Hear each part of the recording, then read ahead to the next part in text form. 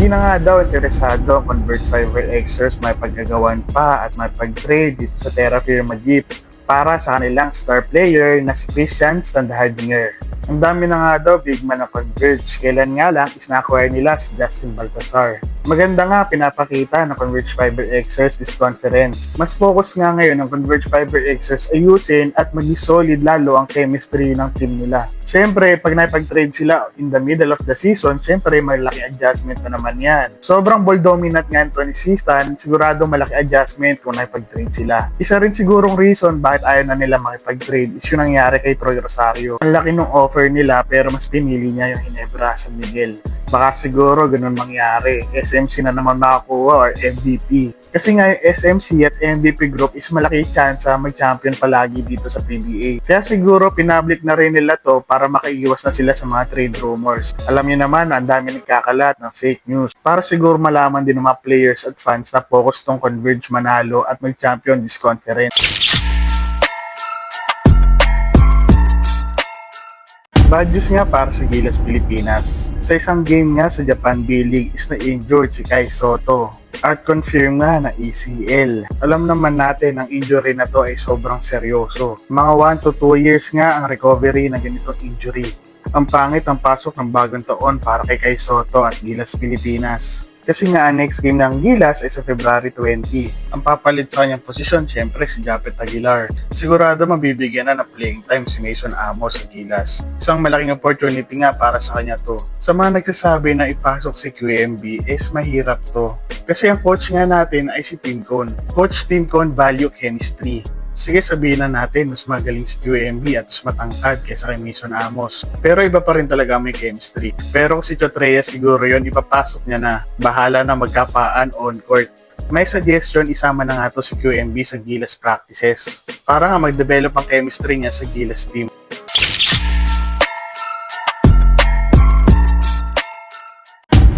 Problema nga ngayon ang SMB. Mukhang meron nang gagraduate sa mga farm teams. Meron nga ngayon po si Sir Snow Badoa na mukhang SMB ay makikipag-trade sa Northport Batanguer. Ang plano nilang kunin sa Northport Batanguer daw ay si Gio Halalot. Mukhang kasama daw sa trade na to si Simon Enciso or Jericho Cruz or yung Adrian Nava. Gets naman kasi ang daming PhilAm dito sa San Miguel Beermen. At nagiging problema nga sa kanila yun. Si Gio Halalon nga ay wala namang lahing Amerikano or lahing foreigner. Kaya pabor to sa San Miguel Beermen. Tsaka sa Northport Batanguer, alam naman natin siya ang pinakahilog na talaga doon. Veterano na talaga to at may championship experience sa Magnolia Templados Hotshots. Hindi na rin tayo magugulat kung madadagdagan tong trade na to. Maganda pinapakita ni Arven Tolentino, Joshua Monson, William Navarro. May trade asset naman sila katulad ni Geronteng, Mo Tautua, Roddy Brondial. Kung nagbabago na talaga to Northport Batanguer at hindi na sila farm team, sana hindi matuloy ito. Kasi lalo na mawawalan ng gana ang mga fans kung magiging lopsided trade na naman.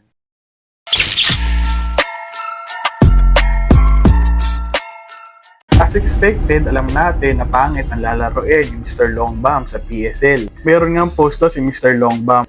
Bakit daw grabe yung depensa sa kanya? Bakit matatakot sa itong mga players na to? Tama lang naman yung ginawa niyang depensa. Hindi ka lang talaga makaporma kasi halata namang wala ka sa kondisyon. Ano, i-compare mo doon sa nilalaroan mo na liga? Na yung mga players doon ay halata namang binayaran mo. Dahil bayad mo sila, syempre, hindi ka nila dedepensa na matindi. Ibahin mo yung Pro League, Mr. Longbam. Saludo ako dito kay Joel Liu na sineryoso ang pagdepensa sa mga influencers na to. Alam mo, Mr. Longbam, naiinis sila sa mga influencers na katulad mo na hindi siniseryoso tong liga. Madaming players ang mas deserving sa slot mo. Baka nga hindi ka bayad dito, baka binayaran mo pa yung slot mo para makalaro ka. O baka naglalaro ka na libre. Alam mo naman itong mga pro players ito ay siniseryoso nila yung laro kasi ito ang kabuhayan nila. Tapos hahaluan lang nila ng mga kengkoy na players para lang sa views. Okay lang naman maging open yung liga sa mga celebrity at influencers. Basta seseryosoin talaga nila yung laro parang sila Gerald Anderson. Kaya Mr. Longbang, bumalik ka na lang doon sa liga mo. Doon patitirahin ka nila kahit mga 100 tres pa. Siyempre, bayad mo yun eh.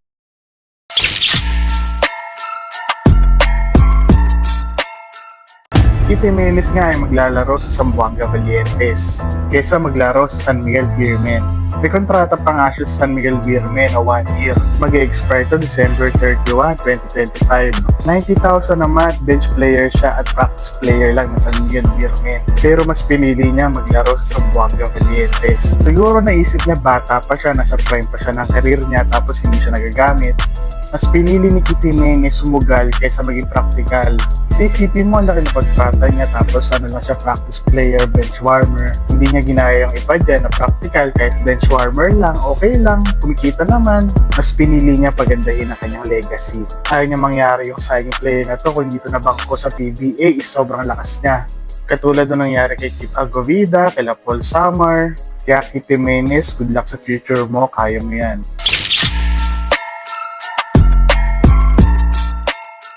Good news para sa mga Ginebra fans. Maglalaro na nga si Jamie Malonzo this 2025. Pero sigurado na off the bench to si Jamie Malonzo sa first game nila. Kasi nakabuild na sila ng chemistry around Stephen Holt na halos nga parehas ang playing style nilang dalawa. Kaya nga nagulat ako nakipag-trade sila sa Terra Firma for Stephen Holt. Marami talagang similarities ang dalawang player na to. Ang pinagkaiba nila, mas all-around player to si Stephen Holt. Feeling ko naman hindi magiging problema ang adjustment dito sa Ginebra. Tingin ko mas malakas tong Ginebra pag nagsabay na itong dalawang players na to. Sobrang sarap nga para sa isang gwardiya magkaroon ng lineup na ganito. Meron kang Jamie Malonzo, Stephen Holt, Japet Aguilar. Wala, ibabato na lang ni RJ Aparientos yung bola sa ere tapos may magdadak na. Paano pa pag bumalik na si Jeremiah Gray sa Ginebra? Isama na rin natin si Isaac Gu. First time sa history ng basketball, sinuspend ang isang mascot. Wala mo yun, umiinom ka lang ng Gatorade, suspend ka pa. Nauna pa ang suspension bago ka makashoot ng bola. Ang galing mo, mami! Isa ka na nga alamat ngayon ng Pinoy basketball. Sino ba naman kasing nasa katinuan, nahamon mo ng 1-on-1 yung commissioner? Si Mr. Longbam nga ay 1 game suspension tapos fine pa ng 15K. Ang lakas talaga ng amats mo, mami! Sabi mo, sineseryoso mo yung liga, tapos hahamunin mo yung commissioner. Isa talaga malaking kupal. Okay lang kung papatulan mo kami, mga nagko-comment, nagbabash lang sa'yo. Sabi mo, inggit kami sa'yo, di ba? Oo na, ikaw na yung nasa Pro League. Kasi ako, ayaw ko mapunta sa Pro League kung pagtatawanan lang naman ako. Okay na yung magkalat ka sa mga ligang barangay. Yan kasi sinalihan mo, national TV na yan. Madaming nakakapanood sa'yo at nakakahiya talaga. Pero good job, PSL. Isipin nyo, pinag-uusapan na kayo. Yun naman siguro talaga yung point. Yun talaga yung marketing strategy nila, magpapansin sa social media para dumami ang manood.